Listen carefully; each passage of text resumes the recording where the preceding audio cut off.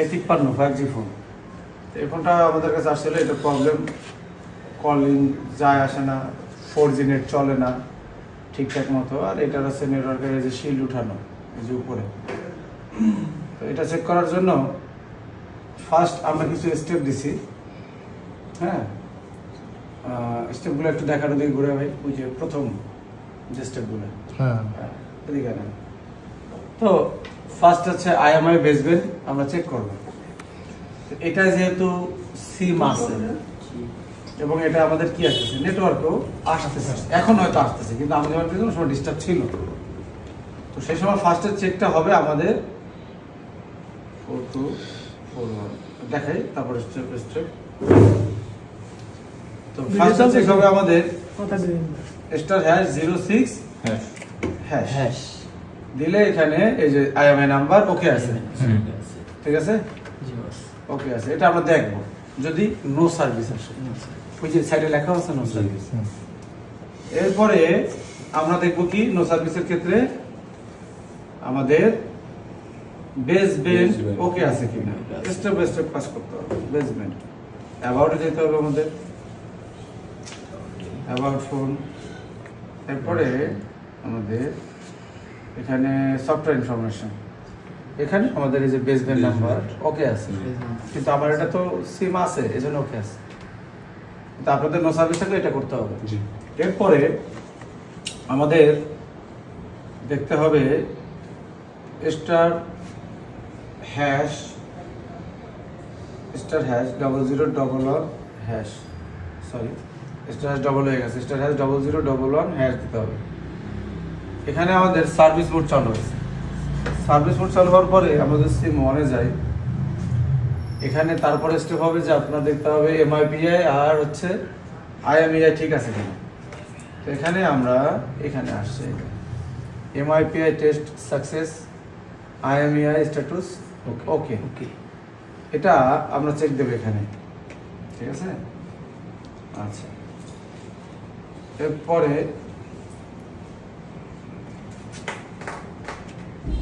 এখানে দেখেন 5G phone, এটা আপনি যে 2G করবেন এটার কোনো অপশন এই জায়গায় আপনি পাবেন না, এটার ক্ষেত্রে আপনার 3G করতে হবে, ঠিক আছে। 3G মানে এটা 2G।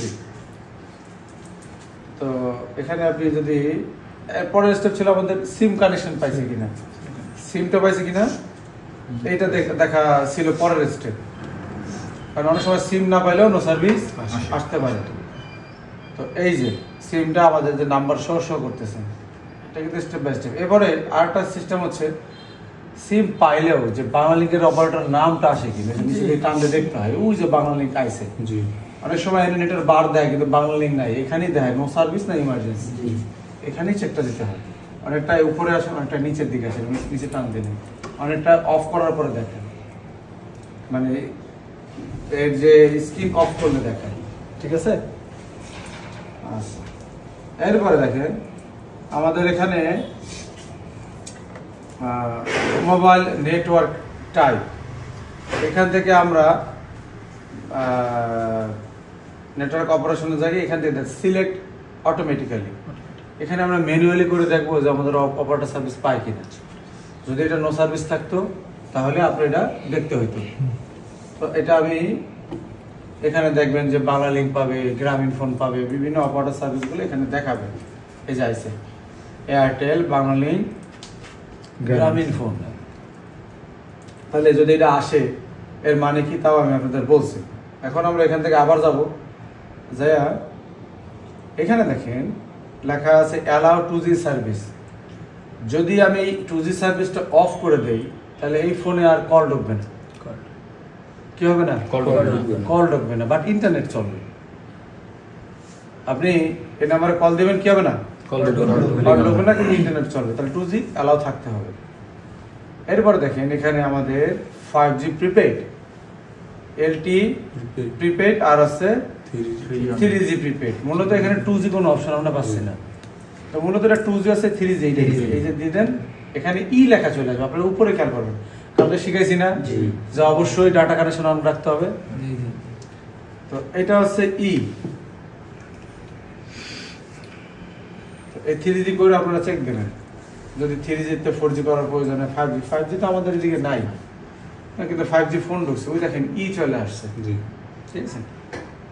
যাই হোক, এটা ছিল একটা শর্টস ভিডিও, এই 5G ফোনগুলো কীভাবে আপনারা চেক দেবেন step by step, no service থাকলে।